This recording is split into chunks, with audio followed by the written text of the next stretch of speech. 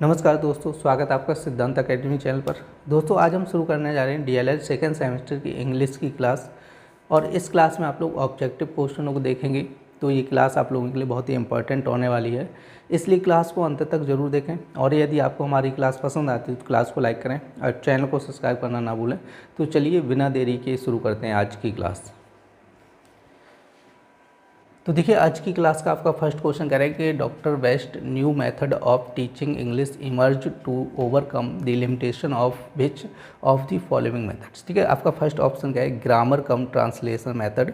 आपका second option कह रहा है सब्स्टिट्यूशन मेथड, कह रहा है डायरेक्ट मेथड, और यहाँ पे सिचुएशनल मेथड कह रहा है। ठीक है, तो आपका देखो यहाँ पे डॉक्टर बेस्ट न्यू मेथड की बात कर रहे हैं, तो एक तरीके से इन्होंने रीडिंग मेथड दिया था। ठीक है, एक तरीके से आप लोग कह सकते हो कौन सा मेथड दिया था, रीडिंग मेथड। और देखो डॉक्टर वेस्ट ने क्या किया था,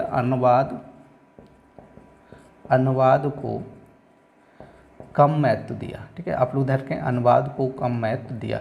अनुवाद को कम महत्व दिया इसका मतलब ये होता है कि जैसे हम लोग इंग्लिश पढ़ रहे हैं और इंग्लिश जब पढ़ रहे हैं या कोई इंग्लिश पढ़ा रहा है तो इंग्लिश भाषा में ही बोले, जो भी चीज़ बोले इंग्लिश में ही समझाए, उसमें हिंदी का प्रयोग ना करें। ओनली जब इंग्लिश पढ़ रहे हैं तो इंग्लिश में ही समझाया जाए। ठीक है, तो इसको बोला जाता है अनुवाद को कम महत्व दिया। जैसे संस्कृत पढ़ते हैं, जैसे संस्कृत टीचर होते हैं, अब संस्कृत को जैसे पैराग्राफ पढ़ते हैं फिर क्या करते हैं उसको हिंदी में समझा देते हैं। ठीक है, तो ये क्या हो गया, अनुवाद हो गया, एक तरीके से ट्रांसलेट हो गया। ठीक है, तो ये चीज़ दर्ज है। तो डॉक्टर वेस्ट ने क्या किया था कि अनुवाद को कम महत्व दिया गया था। ठीक है, ट्रांसलेट को कम महत्व दिया था। तो फर्स्ट ऑप्शन कह रहे हैं ग्रामर कम ट्रांसलेशन मेथड। तो ग्रामर कम ट्रांसलेशन मेथड का मतलब आपका हो जाएगा व्याकरण और अनुवाद पर जोर। इसमें जो दिया गया था व्याकरण और अनुवाद पर जोर दिया गया था। ठीक है, आप लोग ध्यान रखना है। तो देखो अनुवाद को कम महत्व दिया गया था आपका डायरेक्ट मेथड। ठीक है, आप लोग ध्यान रखना है कौन से मेथड में अनुवाद को कम महत्व दिया गया था, डायरेक्ट मेथड। ठीक है, देखिए आपका नेक्स्ट क्वेश्चन कह रहा है productive skill of a language are. मतलब इसका हो गया कि किसी भाषा की उत्पादक कौशल है। आपसे कह रहे हैं किसी भाषा की उत्पादक कौशल, प्रोडक्टिव मतलब होता है उत्पादक। ठीक है, अब आप लोग ध्यान रखना कि जो प्रोडक्टिव स्किल होता है, ठीक है, उसके बारे में आपसे पूछा गया। तो सबसे पहले हम लोग लैंग्वेज ऑफ स्किल देखेंगे। ठीक है, लैंग्वेज ऑफ स्किल देखेंगे।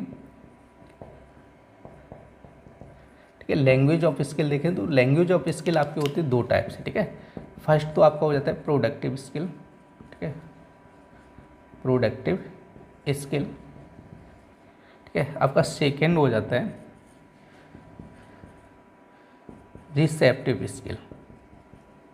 ठीक है, रिसेप्टिव स्किल क्लियर नहीं, आप लोग ध्यान, दो टाइप से प्रोडक्टिव स्किल और रिसेप्टिव स्किल हो जाता है। ठीक है, प्रोडक्टिव स्किल मतलब हो जाता है नई सामग्री उत्पन्न करना। ठीक है, इसका मतलब हो जाता है नई सामग्री उत्पन्न करना। अब देखो रिसेप्टिव स्किल का मतलब हो जाएगा एक तरीके से यहाँ पे ऐसे लिख लो, जानकारी ग्रहण करना। ठीक है, क्या करना, जानकारी ग्रहण करना, कहीं ना कहीं से जानकारी ग्रहण करना, या तो इसको ये भी बोला जाता है ग्राहक कौशल बोल देते हैं। ठीक है, आप लोग देखें क्या बोल देंगे, ग्राहक कौशल बोल देते हैं। क्लियर नहीं। अब देखो रिसेप्टिव स्किल का मतलब जानकारी ग्रहण करना भी हो जाता है, कहीं ना कहीं से हम लोग जानकारी ग्रहण कर लेते हैं। प्रोडक्टिव स्किल का मतलब हो जाता है नई सामग्री उत्पन्न करना। और नई सामग्री हम लोग कैसे उत्पन्न कर सकते हैं, जैसे बोल के। ठीक है, कहीं पे जैसे हम लोग बोल रहे हैं तो उसमें क्या होता है, बोलते वक्त जैसे नए नए शब्दों का यूज कर सकते हैं। तो स्पीकिंग आपका क्या हो जाएगा, प्रोडक्टिव स्किल हो जाएगा। ठीक है, और दूसरा आपका हो जाएगा राइटिंग। ठीक है, जब हम लोग लिखेंगे तो उसमें भी कुछ ना कुछ नए शब्दों का प्रयोग करेंगे। ठीक है, तो वही कह रहे हैं कि नई सामग्री उत्पन्न करना। ठीक है, तो ये होता है प्रोडक्टिव स्किल हो जाता है। ठीक है, तो कौन कौन से होते हैं, स्पीकिंग एंड राइटिंग। ठीक है, ये क्या है आपके प्रोडक्टिव स्किल है। अब हमसे कह रहे हैं कि रिसेप्टिव स्किल मतलब जानकारी ग्रहण करना है। तो रिसेप्टिव स्किल कौन कौन सी होती हैं, तो एक तरीके से क्या होती है, लिसनिंग। ठीक है, लिसनिंग हम लोग क्या करते हैं, जैसे हम लोग सुन के, जैसे कहानी सुनी और कुछ भी जैसे कहानी सुन ली, न्यूज़ सुन ली, तो इससे हमें क्या होती है, जानकारी प्राप्त होती है। तो सुन के भी हम लोग क्या कर सकते हैं, ठीक है, जानकारी प्राप्त कर सकते हैं। ठीक है, तो लिसनिंग हो जाएगा और एंड रीडिंग हो जाएगा। रीडिंग मतलब क्या हो जाता है, पढ़ के भी ये सारी चीज़ें हम लोग ग्रहण कर सकते हैं, जानकारी ग्रहण कर सकते हैं। तो आप लोग समझिए ग्रह कौशल, जो ग्रह कौशल होता है वो कैसे आ सकता है, लिसनिंग सुन के भी आ सकता है और पढ़ के भी आ सकता है, ठीक है। तो आप लोग ध्यान रखना है। तो आपके इस क्वेश्चन का जो आंसर पूछा गया था, प्रोडक्टिव स्किल के बारे में पूछा गया था, तो कह रहे लिसनिंग एंड राइटिंग। अब next option reading and writing. Reading मतलब आपका पढ़ के, और यहाँ पे कह रहे हैं सुन के और लिख के। सुन के तो इसमें होगा नहीं, ठीक है, आप लोग ध्यान रखें, ये रिसेप्टिव स्किल हो जाएगा। रीडिंग ये भी नहीं होगा आपका।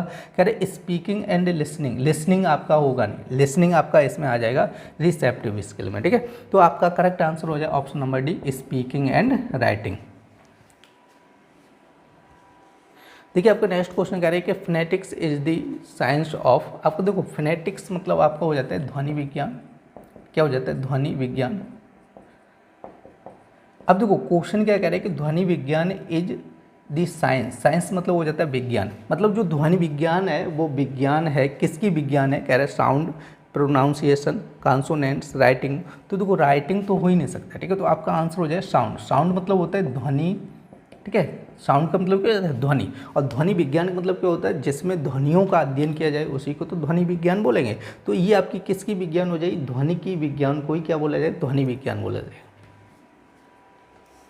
देखिए आपका नेक्स्ट क्वेश्चन कह रहे हैं कि choose the correct articles from the following option to fill the blank, ठीक है। कह रहे कि he has been teaching for, और आपका डॉट डॉट दिया गया, आवर लिखा है, ठीक है। तो आप उधर के देखो सबसे पहले हम लोग समझते हैं आर्टिकल्स के बारे में, ठीक है। तो यहाँ पर देखो आप लोग समझिएगा आर्टिकल्स। देखो आर्टिकल की यदि हम लोग बात करते हैं तो ये दो टाइप से आर्टिकल हो जाते हैं, ठीक है। एक तो होता है इनडेफिनिट, ठीक है, इनडेफिनिट आर्टिकल, ठीक है। और दूसरा हो जाता है डेफिनिट आर्टिकल, ठीक है, डेफिनिट आर्टिकल। नहीं आप उधर दो टाइप से हो जाता है, वो इनडेफिनिट और डेफिनिट। इनडेफिनिट मतलब हो जाता है अनिश्चित, ठीक है, और डेफिनिट का मतलब हो जाता है निश्चित।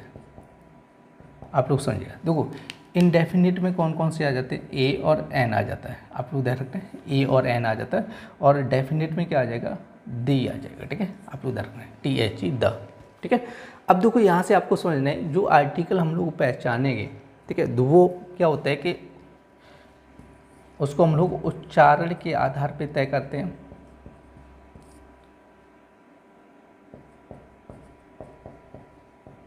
उच्चारण से तय करते हैं, ठीक है, आप लोग ध्यान रखें, किसके आधार पर तय करते हैं, उच्चारण के आधार पर तय करते हैं कौन सा आर्टिकल आएगा, ए आएगा, एन आएगा, क्या आएगा, ठीक है। तो आप लोग देखें ए एन की बात आएगी तो वो किससे तय करेंगे, उच्चारण के आधार पे हम लोग तय करते हैं, ठीक है।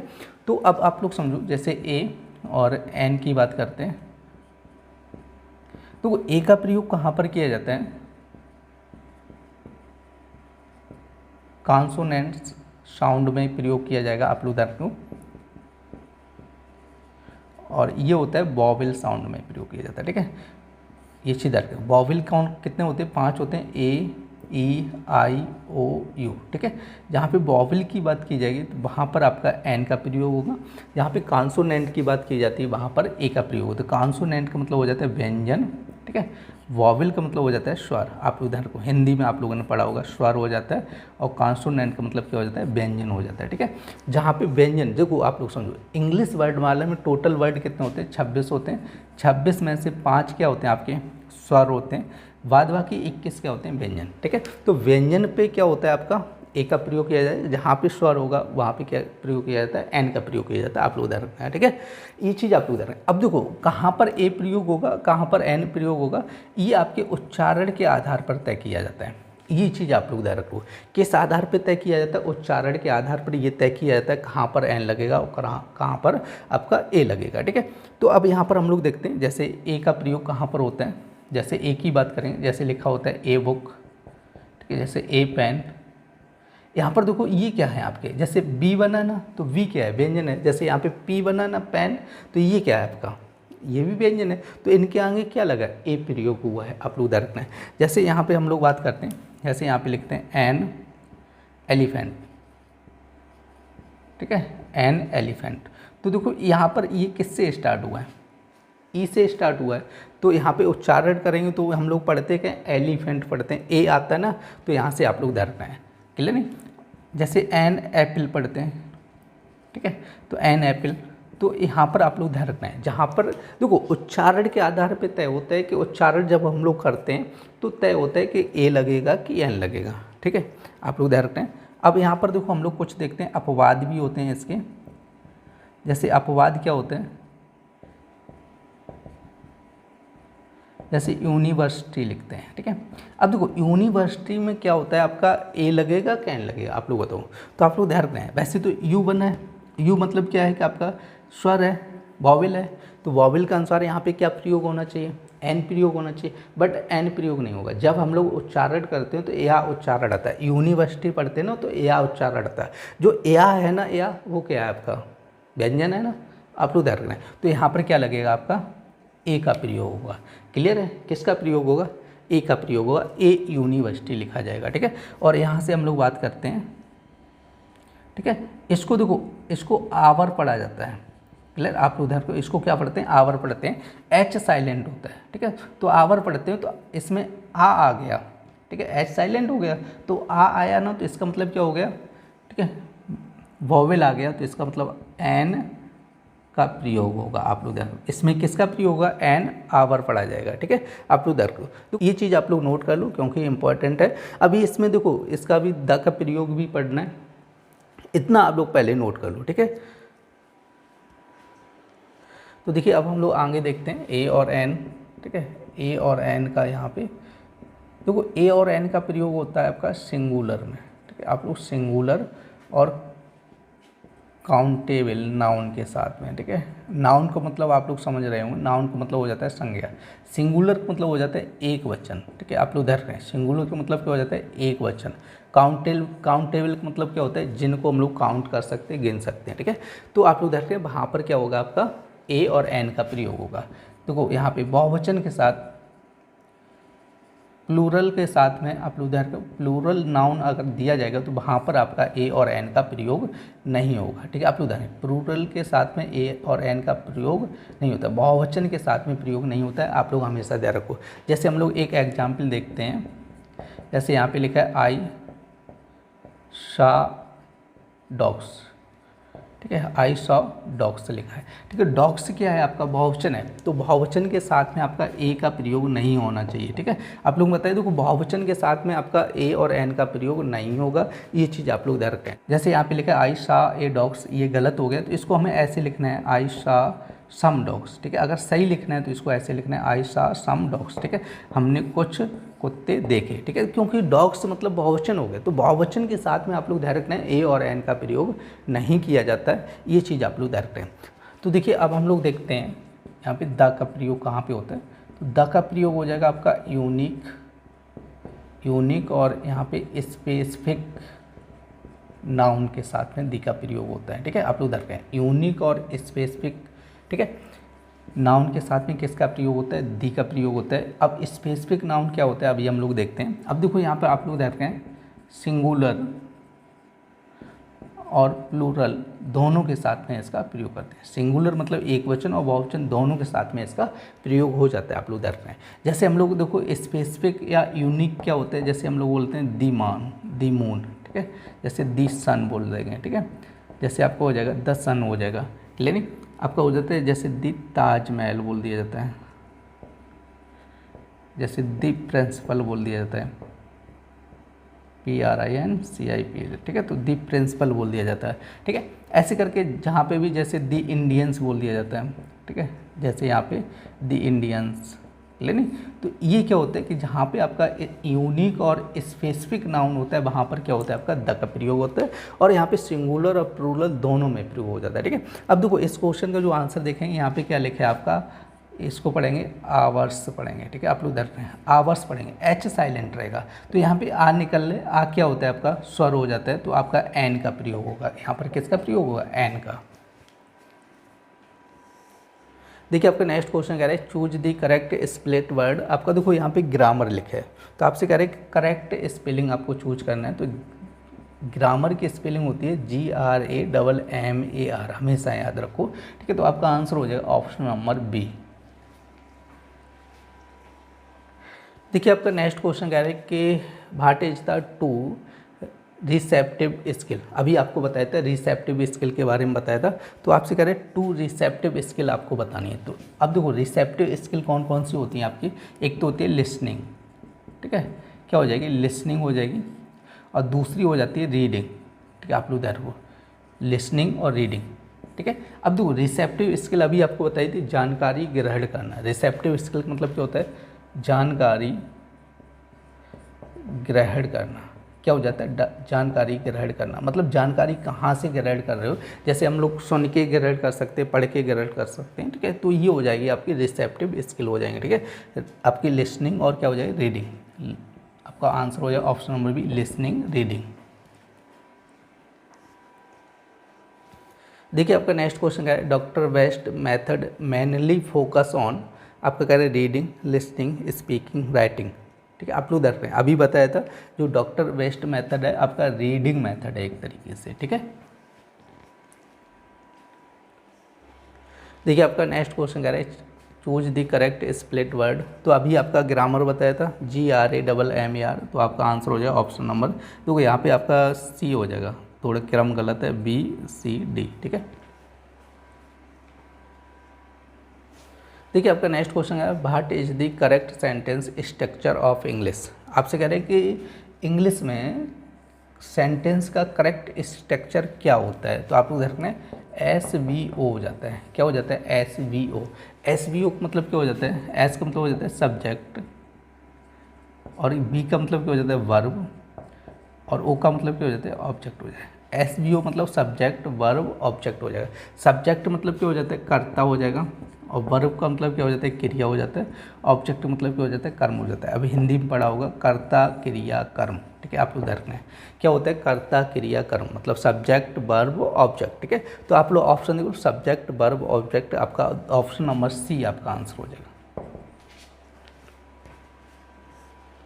देखिए आपका नेक्स्ट क्वेश्चन कह रहा है write a sentence to show exclamation. आपसे कह रहे हैं कि इन ऑप्शन में से एक्सक्लेमेशन सेंटेंस कौन सा है, ठीक है। तो आप लोगों को ध्यान रखना है कि आपका एक्सक्लेमेशन का मतलब क्या हो जाता है। देखो एक्सक्लेमेशन का पहचानने का एक तरीका तो ये होता है कि जैसे ये लास्ट में सेंटेंस के लास्ट या बीच में ऐसे डंडा लगा होगा और ये बिंदी रखी होगी, ये एक्सक्लेमेशन सिंबल बोला जाता है, चिन्ह बोला जाता है, ठीक है। तो अगर इस क्वेश्चन में बात करेंगे तो देखो सबके पीछे ये लगा है, ठीक है। तो ये तो अब तरीका हम लोग पहचान नहीं सकते हैं कि कौन सा सेंटेंस होगा, ठीक है। दूसरा तरीका हमें देखना होगा। अब देखो दूसरा तरीका आपको क्या देखना होगा, देखो हिंदी में आप लोगों ने पढ़ा होगा विस्मय सूचक शब्द, ठीक है। विस्मय सूचक शब्द तो सुने होंगे, जैसे आपका हो जाता है हे राम, आजी, अहो, अरे, ऐसे शब्द आ जाते हैं। ये आपका इंग्लिश में दिया गया है एक्सक्लेमेशन, ठीक है। आप लोग इधर रखना है। तो यहाँ पे यदि आपका सरप्राइज की बात करें, ठीक है, हैप्पीनेस, ठीक है, सैडनेस, एंगर, गुस्से की बात करें, देखो जहाँ पे आपका क्या होता है, देखो हिंदी में आश्चर्य, ठीक है, हर्ष, शोक, घृणा, हिंदी में जैसे बोला जाता है आश्चर्य, हर्ष, जहाँ पे खुशी की बात हो शोक, घृणा की बात हो, ठीक है, घृणा, जैसे दुख की बात हो, ठीक है। तो जैसे आश्चर्य, हर्ष, शोक, घृणा ये शब्द आ जाएंगे तो वहाँ पर क्या होता है आपका एक्सक्लेमेशन सेंटेंस होता है, ठीक है। दूसरा तरीका क्या होता है, जैसे आपका व्हाट या आपका हाउ लगा होगा, ठीक है, इसके बाद में क्या होगा, नाउन, ठीक है, नाउन या एडजेक्टिव का प्रयोग होगा, ठीक है। चलिए आप लोग इधर को देखो, पहले भाट लगा होगा या हाउ लगा होगा, बाद में नाउन या एडजेक्टिव का प्रयोग। एडजेक्टिव मतलब हो जाता है आपका विशेषण, ठीक है, विशेषण। और विशेषण हिंदी में तो पता होगा विशेषण किसे कहते हैं, किसी मतलब संज्ञा की विशेषता बताने वाले शब्दों को क्या कहते हैं, विशेषण कहते हैं। तो वही होता है, जैसे हुआ है बहुत सुंदर, सुंदर शब्द क्या होगा, विशेषण। जैसे हुआ है बहुत होशियार, होशियार शब्द क्या हो गया, विशेषण हो गया, ठीक है। तो जैसे भाट या हाउ लगा होगा उसके बाद में नाउन या विशेषण लगा होगा तो उसको हम लोग क्या बोलेंगे, एक्सक्लेमेशन सेंटेंस बोल सकते हैं, ठीक है। या आपका जैसे कोई सरप्राइज शब्द लगा हो, हैप्पीनेस, सैडनेस, एंगर, ऐसे कोई शब्द प्रयोग हुए हों, ठीक है, तो नहीं तो आपका ऐसे बोला जाता है, जैसे बोलते हैं ओ माई गॉड, ठीक है, तो बाद में ये लगा होता है, ठीक है, ओ माई गॉड जैसे बोला जाता है, जैसे बोलते हैं ओ नो। देखो इस क्वेश्चन आपका पूछा एक्सक्लेमेशन सेंटेंस, अब तो आपका क्लियर हो गया, या तो भाट या हाउ लगा होगा, तो देखो यहाँ पे आपका आई लगा है, ठीक है, यहाँ पे काजल लिखा है, यहाँ पे बैदल लिखा है, ठीक है। तो आपका जैसे यहाँ पे लगा है क्या, हाउ, और उसके बाद क्या लगा, स्वीट। स्वीट मतलब क्या है आपका, एडजेक्टिव है, क्या है, एडजेक्टिव। एडजेक्टिव मतलब क्या हो जाएगा, विशेषण। स्वीट मतलब मीठा, एक तरीके से क्या होगा, विशेषण हो गया, ठीक है। तो आपको देखें, तो आपका आंसर हो जाएगा ऑप्शन नंबर बी। देखिए आपका नेक्स्ट क्वेश्चन क्या है, फिनेटिक्स इज द साइंस ऑफ, अभी पीछे क्वेश्चन बताया था, ठीक है। तो आपका आंसर हो जाएगा इसका साउंड हो जाएगा, ठीक है। देखिए आपका नेक्स्ट क्वेश्चन कह रहा है, what are the three main function of language, भाषा के तीन मेन फंक्शन कौन कौन से होते हैं, आपसे ये पूछा गया। तो फर्स्ट आपका हो जाएगा जानकारी देना, ठीक है, जानकारी देना। सेकंड हो जाएगा आपका भावनात्मक प्रतिक्रिया देना, ठीक है, भावनात्मक प्रतिक्रिया देना। थर्ड आपका हो जाएगा आदेश देना, ठीक है, क्या हो जाएगा, आदेश देना, ठीक है। आप लोग देखते हैं ये तीन मेन फंक्शन होते हैं भाषा के, जानकारी देना, भावात्मक प्रतिक्रिया देना और आदेश देना, ठीक है। तो फर्स्ट ऑप्शन आपका कह रहा है जैसे इन्फॉर्मेटिव, कह रहे हैं एक्सप्रेसिव, और आपका कह रहे हैं डायरेक्टिव, ठीक है। आप लोग देखो इन्फॉर्मेटिव मतलब क्या हो जाएगा, इन्फॉर्मेशन, एक तरीके से इन्फॉर्मेशन तो समझ में आ रहा है, इन्फॉर्मेशन मतलब क्या होता है, जानकारी, ठीक है। और इन्फॉर्मेटिव मतलब क्या हो जाए, जानकारी देना, ठीक है। एक्सप्रेसिव मतलब क्या हो जाता है, एक्सप्रेशन तो आप लोग समझते हैं ना, एक्सप्रेशन मतलब क्या होता है, भाव, चेहरे के जैसे हाव भाव बोला जाता है ना। तो जब जैसे कोई बोलता है या कुछ भी जैसे जैसे बोल रहा है खड़े होके, तो उसके एक्सप्रेशन जो होते हैं ना वो भी मेन इंपॉर्टेंट होते हैं लैंग्वेज में, भावात्मक प्रतिक्रिया भी इंपॉर्टेंट होती है। अब नेक्स्ट कह रहा है आदेश, ठीक है, आदेश मतलब क्या हो जाएगा, डायरेक्टिव हो जाएगा, ठीक है। तो आपका फर्स्ट जो ऑप्शन है वो आपका करेक्ट आंसर हो जाएगा, ठीक है। देखिए आपका नेक्स्ट क्वेश्चन कह रहा है, language is the one of the most important and characteristics forms of human behaviour, it is a statement of, मतलब ये स्टेटमेंट किसने दिया था, ठीक है। आप देखते हैं ऑप्शन दिए आपके महात्मा गांधी, डॉक्टर आर के अग्रवाल, कह रहा है आपका ग्लीसन, कह रहा है नन ऑफ दिस, ठीक है। तो आपका आंसर हो जाएगा गलीसन, ठीक है, क्या हो जाएगा, गलीसन। देखिए आपका नेक्स्ट क्वेश्चन कह रहा है, how many syllable are there in the word examination, जो आपका शब्द लिखा है एग्जामिनेशन, इसमें कितने सिलेबल होते हैं, ठीक है। तो आप लोग ध्यान रखें, सिलेबल का मतलब हो जाता है वह ध्वनि इकाई, वह ध्वनि इकाई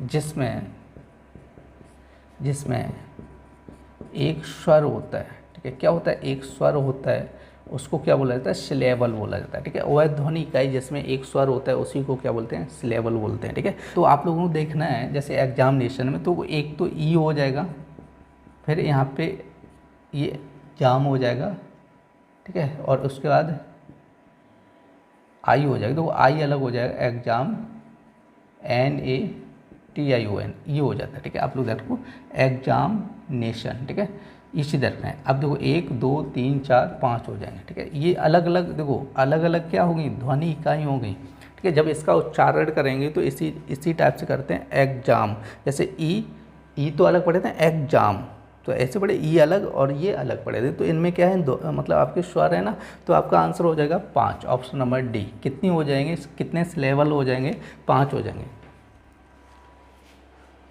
देखिए आपका नेक्स्ट क्वेश्चन कह रहा है, choose the correct articles from the following option to fill the in the blanks, ठीक है। आपका कह रहा है he has been teaching for, देखो सेम टू सेम वही क्वेश्चन दिया गया है, ठीक है। तो आपका आंसर हो जाएगा, ये आवर लिखा है ना, आवर, तो इसके आगे एन लग जाएगा, ठीक है।